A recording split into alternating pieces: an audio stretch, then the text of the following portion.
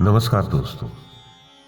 भगवत गीता और भगवत गीता के ज्ञान पर असंख्य लोगों ने काम किया है और जाने कितनी ही गीता की व्याख्याएं आपने सुनी भी होंगी, परंतु मैं अब आपके सामने प्रस्तुत कर रहा हूं भगवत गीता की एक विशेष व्याख्या। इस गीता में सबसे विशेष क्या है? गीता में सबसे विशेष हैं श्री कृष्ण। श्री कृष्ण साध्य हैं, हम साधन हैं, हम सब निमित्त हैं। तो मेरा ये विशेष प्रयास है कि हमारे आज के समय में ये ग्रंथ हमें मार्ग दिखाए, सरलता से गीता को हम सब समझ पाएं और अपने दिन प्रतिदिन के जीवन में इसका उपयोग कर पाएं। वैसे गीता के बारे में बहुत कुछ कहा गया है, सुना गया है। कदाचित ही ऐसा कोई धर्म ग्रंथ होगा जिस पर इतना लिखा गया हो। तो ऐसा क्या है गीता में कि समय समय पर यह और भी आवश्यक और साथ में मार्गदर्शक भी होती जा रही है? साधारण भाषा में यदि कहें तो भगवत गीता एक उत्तर है। भगवत गीता एक उत्तर है दुनिया के प्रत्येक प्रश्न का। जीवन से जुड़ा ऐसा कोई प्रश्न नहीं जिसका उत्तर भगवान श्री कृष्ण ने भगवत गीता में नहीं दिया हो। हमारे मन मस्तिष्क में कोई भी शंका, क्लेश, चिंता, किसी भी प्रकार का भविष्य से संबंधित प्रश्न, किसी भी तरह की दुविधा हो, दुनिया के हर धर्म संकट का, हर समस्या का उत्तर है भगवत गीता। भगवत गीता के 18 अध्याय हैं और यह परमात्मा द्वारा संस्कृत में दी गई थी। समय के साथ संस्कृत भाषा प्रतिदिन के जीवन से निकल गई और यह ज्ञान मनुष्य से दूर हो गया। समय समय पर भगवत गीता का साधारण भाषा में अनुवाद किया गया। इसी प्रयास को आगे बढ़ाते हुए आने वाले कुछ मिनटों में भगवत गीता के कुछ विशेष बिंदुओं को अपने गुरु के आशीर्वाद से एक सरल रूप में मैं अपने सारे भाई बहनों के चरणों में समर्पित कर रहा हूं। यह ज्ञान परमात्मा ने सबसे बड़े धर्म युद्ध महाभारत की रणभूमि कुरुक्षेत्र में भगवान श्री कृष्ण के द्वारा अर्जुन को आज से कुछ 5000 साल पहले दिया था। ये वो युग था जब धर्म का बार बार उल्लंघन हो रहा था। परमात्मा का भय मनुष्य के अंदर से निकल गया था। लालच की होड़ में भाई ने भाई तक को मारने का प्रयास किया। यही नहीं, एक विवाहित औरत को भरी सभा में उसके अपने बड़ों के सामने अपमानित किया गया। तो इससे पहले कि मनुष्य जाति धर्म युग से निकलकर पूर्ण रूप से कलयुग में आती, युद्ध की रणभूमि में युद्ध के कुछ पहले परमात्मा ने भगवान श्री कृष्ण के द्वारा मनुष्य जाति के कल्याण के लिए यह ज्ञान दिया। श्रीमद् भागवत गीता परमात्मा द्वारा दिया गया धर्म ग्रंथ है। यह किसी एक धर्म के लिए नहीं बल्कि पूरी मानव जाति के लिए है, पूरी मानवता के लिए है, सभी आत्माओं के लिए है। क्योंकि ये धर्म ग्रंथ आत्मा को परमात्मा के विषय में, उसकी सृष्टि के विषय में और सबसे अहम ये उन नियमों के विषय में बताता है जिनका आत्मा को मनुष्य के रूप में हर परिस्थिति में पालन करना होता है, रक्षा करनी होती है। और इन्हीं नियमों के आधार पर एक आत्मा को शरीर त्यागने के पश्चात परखा जाता है और इस परीक्षा में सफलता प्राप्त करने पर सदा सदा के लिए आत्मा को जन्म और मृत्यु से मुक्ति मिल जाती है। परमात्मा भगवत गीता में कहते हैं कि मैं ही सबकी शुरुआत हूं, मैं शुरू से भी पहले था और सब कुछ समाप्त होने के बाद भी रहूंगा। सब मुझ में है और मैं सब में हूं। जो भी तुम छू सकते हो, सुन सकते हो, देख सकते हो, चख सकते हो, वो सब मैं हूं। ये नदियां, पहाड़, सूरज, ग्रहण, चांद, सितारे सब मैंने बनाए। मैंने ही भगवान, प्रेत, राक्षस, मनुष्य बनाए हैं। मैं सर्वव्यापी हूं। मैं सब में रहता हूं। सब में मैं हूं, मैं हूं, मैं ही हूं। मैं ही ब्रह्मा बनकर सब कुछ बनता हूं और रुद्र बनकर सब नष्ट करता हूं। मैं यूं ही सृष्टि बनाता और तोड़ता रहूंगा ताकि आत्माओं को अवसर मिल सके जन्म और मृत्यु से एक दिन मोक्ष पाने का, सदा सदा के लिए परमात्मा के साथ रहने का।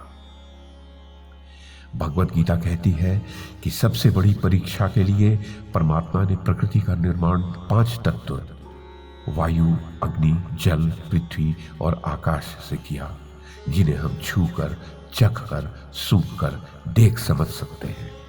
परंतु स्वयं परमात्मा इन 5 इंद्रियों की समझ से परे है। उन्हें आत्मा इन इंद्रियों से नहीं जान सकती। आत्मा 5 इंद्रियों के साथ वैसे ही है जैसे कि लोहे का रोबो, जिसे अपने बनाने वाले का कोई पता नहीं। अर्जुन को भी परमात्मा का विराट रूप देखने के लिए भगवान श्री कृष्ण ने दिव्य नेत्र दिए।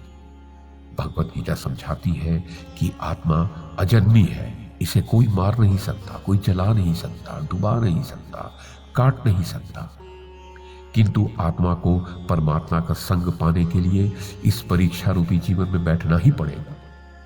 इस परीक्षा के लिए परमात्मा से बिछड़कर आत्मा को पृथ्वी पर किसी न किसी रूप में जन्म लेना पड़ता है और 84 लाख योनियों में भटकने के उपरांत ही एक आत्मा को मनुष्य का शरीर और मस्तिष्क मिलता है। प्रत्येक मनुष्य को इस पूरी परीक्षा के दौरान भांति भांति की अच्छी और बुरी भावनाओं के चक्रव्यूह में अपने ही भाई बहन या मित्रों के साथ डाला जाता है, जिसमें प्रत्येक आत्मा को अपने तामसिक और राजसिक अवगुणों से निकलने और सात्विक जीवन में प्रवेश करने के अवसर मिलते हैं। हमारे तामसिक गुण वो हैं जो हमारे अंदर ही भावना पैदा करके हमें खुद को उदास करते हैं और हानि पहुंचाते हैं, जबकि हमारे राजसिक गुण हमें ईर्ष्यालु और लोभी बनाकर दूसरों को हानि पहुंचाने वाले बनाते हैं। इस परीक्षा के क्रम में प्रत्येक आत्मा को तामसिक और राजसिक गुणों को समाप्त करके अपने सात्विक गुणों से परिचित होना पड़ता है। सात्विक गुण वह है जो आत्मा को अपने आसपास के प्रत्येक वस्तु से जोड़ता है और उन्हें प्रेम करना सिखाता है। परीक्षा के क्रम में जीवन के चारों स्तंभों धर्म, अर्थ, काम और मोक्ष का ज्ञान पाकर ही आत्मा को मुक्ति मिलती है। यही वह द्वार है जिसे समझकर आत्मा परमात्मा को समझ सकती है। तो ये द्वार कौन कौन से हैं? पहला द्वार धर्म का है और सिंह इसका प्रतीक है। धर्म वही है जो गीता में लिखा हुआ है, वेदों में लिखा हुआ है।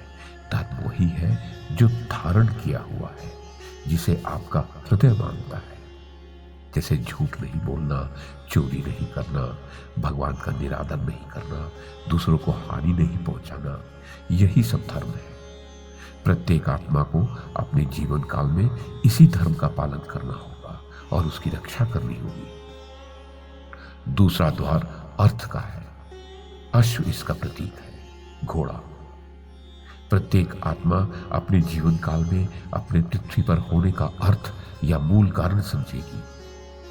इस जीवन में भोगने वाली वस्तुएं और संबंधों का आनंद लेगी। अच्छा बेटा या अच्छी बेटी, अच्छा भाई या अच्छी बहन, अच्छा पति या अच्छी पत्नी बनकर प्रत्येक सांसारिक संबंध पर खरी उतरेगी और इस परीक्षा में उत्तीर्ण होगी। तीसरा द्वार काम का है। भगवत गीता समझाती है कि प्रत्येक मनुष्य में काम, क्रोध, लोभ, मोह, अहंकार और ईर्ष्या जैसी 6 भावनाएं हमें अपने और दूसरों के प्रति हानि और कष्ट पहुंचा सकती हैं। इन भावनाओं को प्रत्येक मनुष्य को निरंतर अपने नियंत्रण में रखना होगा, क्योंकि इनके प्रभाव में किया हुआ कोई भी काम हमारे जीवन भर के कष्ट का कारण बन सकता है और एक आत्मा संतोष और सादगी से इन भावनाओं पर सदा सदा के लिए विजय पा सकती है। चौथा स्तंभ मोक्ष का है और गज इसका प्रतीक है, हाथी। इस परीक्षा रूपी जीवन में प्रत्येक मनुष्य प्रत्येक पल में कुछ इच्छाएं रखता है। कुछ इच्छाएं एक ही जन्म काल में पूरी हो जाती हैं, परंतु कुछ अधूरी रह जाती हैं और उनके पूरा होने के लिए आत्मा को वापस पृथ्वी पर आना पड़ता है। भगवत गीता समझाती है कि हमारी इच्छाएं ही मूल कारण है हमारे पृथ्वी पर वापस आने का। यदि हम कोई इच्छा ना रखें तो हम जीवन और मृत्यु के इस चक्र से मुक्त हो सकते हैं। यह द्वार क्षमा का भी है। जिन्होंने आपके साथ अच्छा व्यवहार नहीं किया उनको क्षमा करके और जिनसे आपने अच्छा व्यवहार नहीं किया उनसे क्षमा मांग करके मुक्ति पाई जा सकती है। जब तक आत्मा इन चारों द्वारों धर्म, अर्थ, काम और मोक्ष को समझ नहीं लेती, तब तक उसे बार बार इस मनुष्य रूप में आना ही पड़ेगा। परीक्षा का समय समाप्त होते ही आत्मा देह और अन्य सारी वस्तुओं का त्याग कर देती है। जो भी संसार में रहकर मनाता है वह उसके उपरांत और किसी का हो जाता है और आत्मा अपने कर्मों के फैसले के लिए चली जाती है। उसके बाद आत्मा के अच्छे व बुरे कर्मों का हिसाब होता है।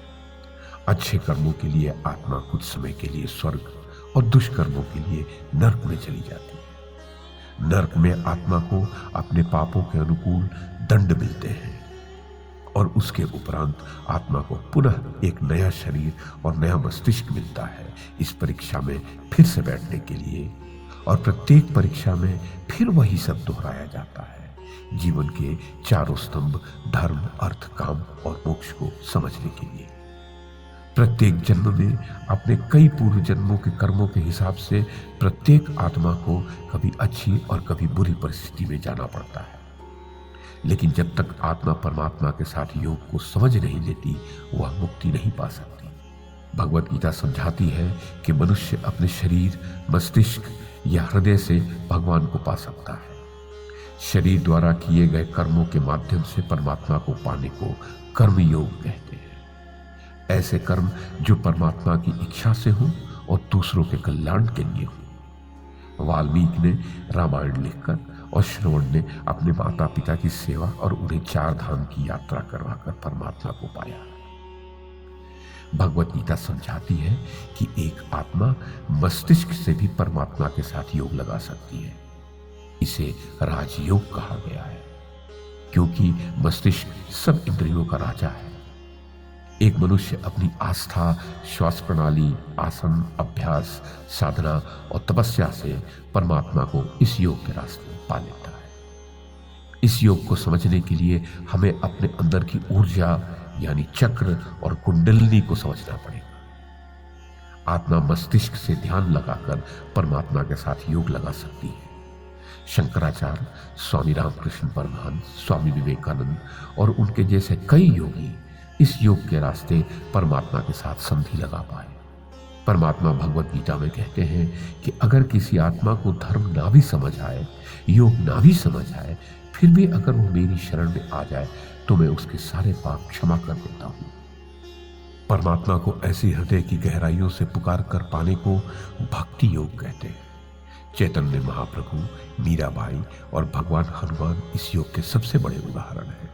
लेकिन कभी आत्मा अपने होने का मूल कारण भूलकर धर्म का उल्लंघन करे या पाप के रास्ते पर निकल जाए तो उसे ठीक करने के लिए परमात्मा स्वयं पृथ्वी पर जन्म लेते हैं।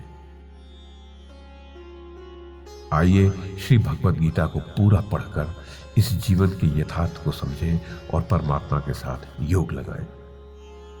यदि आपने इसे पसंद किया तो इसे औरों तक पहुंचाएं ताकि सभी आत्माएं अपने यहाँ होने का मूल कारण समझें और इस जन्म और मृत्यु के चक्र से मुक्ति पाकर सदा सदा के लिए परमात्मा के साथ वास कर सकें। धन्यवाद।